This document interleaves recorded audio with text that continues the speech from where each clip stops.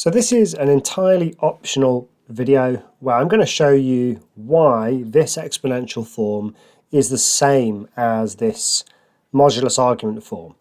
Now notice that the r's on the outside aren't really part of this, right? Because all I actually need to show is that e to the I theta is the same as cos theta plus I sine theta. So to do this, I'm going to show you some expansions of e to the x, cos x and sine x. Now these are from a part of maths called Maclaurin expansions, and this isn't really a formal proof because I'm not going to prove to you why these are correct, but I'm going to show you graphically why they are. So let's start with three quite remarkable results. If I take the function e to the x, now here's a fact that you may already know, but maybe you don't. E to the x is the same as this infinite polynomial, 1 plus x squared over 2 plus x cubed over 3 factorial, that's 1 times 2 times 3, plus x to the 4 over 4 factorial, that's 1 times 2 times 3 times 4. I could even put a factorial here, that's 1 times 2, and so on, with this going on forever. Now, what do I mean by e to the x being the same as this infinite polynomial? Because it's infinite. What do we mean by that? Well, I'm going to show you on a graph what I mean by that. So I'm here in the graphing program GeoGebra. If I type in e to the x, it looks like this. Maybe a curve you're hopefully familiar with. Now if I start typing in my expansion, y equals 1, okay, that doesn't look like it, but if I do plus x, it's typing in very small writing down here, well it still doesn't look like it, but it kind of looks like it right at this point here. Now if I add x squared over 2, well, it not only does it sort of resemble it here, it's even got the same curvature here. If I add in x cubed over 3 factorial and x to the 4 over 4 factorial and x to the 5 over 5 factorial, you can see at least in this region it's really starting to look a lot like e to the x. X to the 6 over 6 factorial.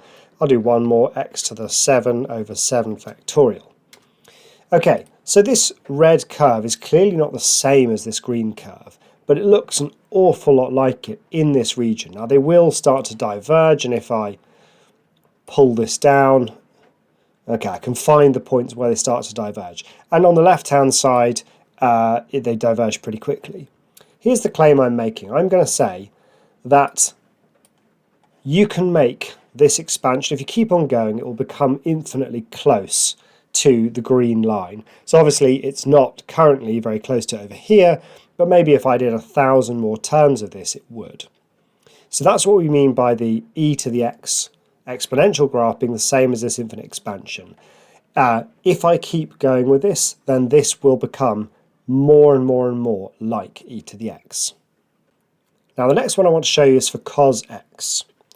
So cos x is the same as this infinite polynomial, 1 minus x squared over 2 factorial plus x to the 4 over 4 factorial minus x to the 6 over 6 factorial plus x to the 8 over 8 factorial, and so on forever. So alternating positive, negative, and only dealing with the even powers and divisors. Now, once again, I want to show you in GeoGebra what that actually looks like as a graph. So let's start with y equals cos x. That looks like this. We'll just make it a bit bigger in that direction. So I claim that that's the same as the following infinite polynomial. Y equals 1, not looking that good so far, minus x squared over 2 factorial. Okay, so that already is looking nicely similar just in this region. Then plus x to the 4 over 4 factorial, minus x to the 6 over 6 factorial, plus x to the 8 over 8 factorial minus x to the 10 over 10 factorial, and so on. Let's do one more, plus x to the 12 over 12 factorial. Okay, so this orange curve is clearly not identical with this blue curve, but you can see it's starting to stick to it. And if I continue this on, it will stick to it further and further and further out. And when I claim that these two are the same, or rather cos x is the same as the infinite version of this, what I mean is if you want the blue curve and the orange curve to be within 1/1,000,000th of each other at this point here, then that's possible. I just need to do maybe a billion terms of this expansion. There is a number of expansions I can do to get the orange curve as close as you like to the blue curve.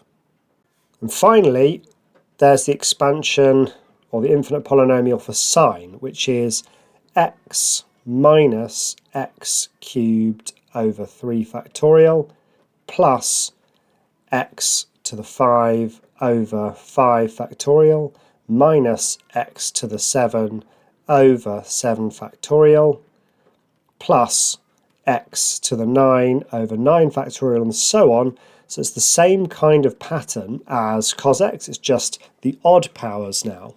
So let's go and look at the graphs of that. So I'll start with y equals sine x, and now as I start to key in the rest, y equals x, well, that already looks quite good for very small values of x, minus x cubed over 3 factorial, plus x to the 5 over 5 factorial, minus x to the 7 over 7 factorial, plus x to the 9 over 9 factorial, minus x to the 11 over 11 factorial, and so on. So once again, these curves are not the same as they are, but if I continue this expansion out indefinitely, it would get arbitrarily close to the purple curve. So now that these are not proven, but justified, at least partially, with my graphs, let's just have a look at this. What would e to the I x be? So what that means is we're going to replace x in this expansion. So that's going to be 1 plus ix. Now, if we put ix into here and we square it, well, we get x squared and we get I squared. I squared is minus 1. So that's minus x squared over 2 factorial. What about if we put it in here? Well, if we do ix cubed, we get the x cubed and we get I cubed. I cubed is minus I, so I get minus ix cubed over 3 factorial. Now, the next one is to the power 4. I to the power 4 is 1, and so I just get x to the 4 over 4 factorial. And we get a little cycle here of positive, positive, negative, negative, positive, positive, negative, negative, and then real, imaginary, and so on. So the next one's going to be positive and imaginary. So ix to the 5 over 5 factorial, and then it'll be minus x to the 6 over 6 factorial, and then minus ix to the 7 over 7 factorial, and then we're back to positive and real, x to the 8 over 8 factorial, and so on. Now, why is this useful or interesting? Well, let's just pick out the first term and then every other term and see what we get. Just those blue terms there are 1 minus x squared over 2 factorial plus x to the 4 over 4 factorial minus x to the 6 over 6 factorial plus x to the 8 over 8 factorial, etc. And what is that? Well, that is precisely the same as our expansion of cos x up here. So that bit is cos x.